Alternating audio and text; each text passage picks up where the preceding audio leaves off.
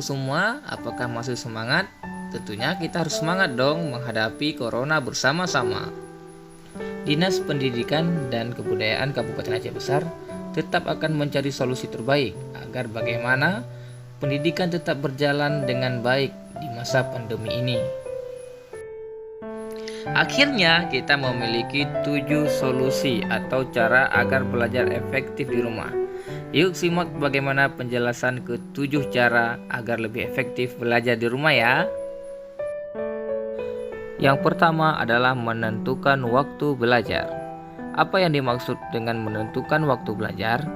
Menentukan waktu belajar contohnya adalah kita mulai belajar jam 8 pagi hingga jam 9. Kemudian kita beristirahat sekitar 30 menit untuk memulihkan kondisi keadaan pikiran kita.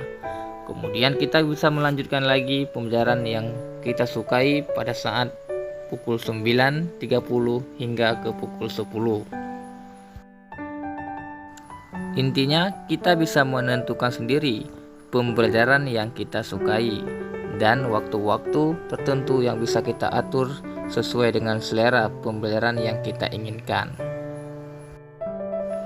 Kedua adalah rapikan meja belajar. Merapikan meja belajar merupakan salah satu daya tarik tersendiri bagi kita saat akan belajar.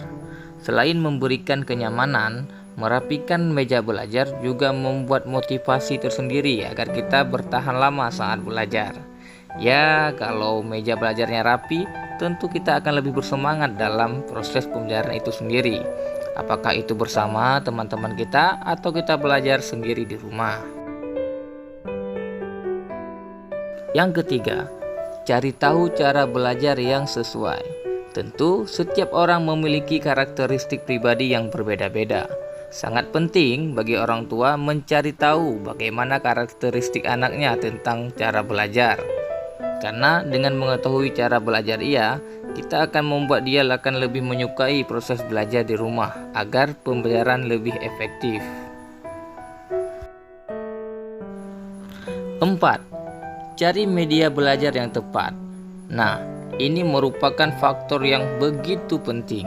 Dalam proses pembelajaran, tentu siswa-siswi biasanya kalau di sekolah akan disajikan media belajar yang menarik oleh gurunya.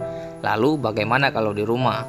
Peran ini sangat penting diperankan oleh orang tua, mencari tahu media yang disukai oleh anak, kemudian bisa diberikan kepada sang anak agar dia lebih mencintai proses pembelajaran itu sendiri. 5. Adalah belajar bareng teman.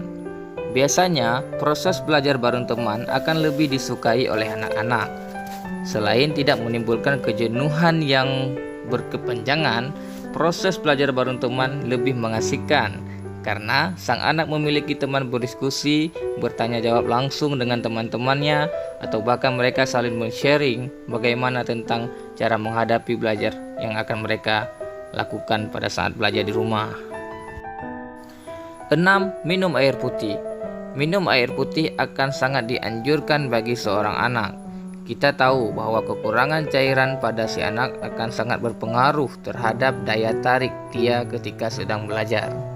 Untuk itu, maka alangkah baiknya kita menyiapkan air mineral sebelum anak-anak kita belajar di rumah. Dan hal ini tentu akan membuat dia belajar akan lebih semangat dengan fokus dan konsentrasi yang lebih tinggi. 7. Adalah olahraga. Tentu proses pembelajaran yang mengaitkan dengan kegiatan keolahragaan akan lebih disukai oleh anak-anak. Oleh karena itu, peranan orang tua di saat melakukan pembelajaran yang mengaitkan langsung dengan olahraga sangat dibutuhkan. Selain dapat membuat pembelajaran tidak membosankan, olahraga tentu akan memberi dampak dan manfaat bagi kesehatan si anak. Itulah tadi sekitar 7 tips pembelajaran di rumah agar lebih efektif. Mungkin Bapak Ibu semuanya bisa mempraktekkan kepada anak-anaknya di rumah agar pembelajaran di rumah bisa lebih efektif. Sekian dulu informasi yang bisa kita share kali ini. Jangan lupa like, subscribe, dan share video ini jika memang bermanfaat. Terima kasih. Wassalamualaikum warahmatullahi wabarakatuh.